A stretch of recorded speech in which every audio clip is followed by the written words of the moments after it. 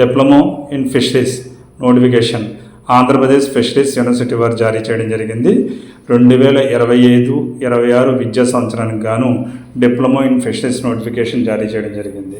దీనికి కనీస విద్యార్హత రెగ్యులర్గా కానీ ఓపెన్గా కానీ 10వ తరగతి ఉత్తీర్ణత సాధించిన అభ్యర్థులు ఎవరైనా అప్లై చేసుకోవచ్చు.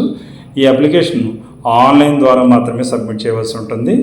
ఆన్లైన్ సబ్మిషన్ కోసం official website Andhra Pradesh fisheries university వారిది apfu.ap.gov.inలో లాగిన్ అయ్యి మీ అప్లికేషన్ సబ్మిట్ చేసుకోండి.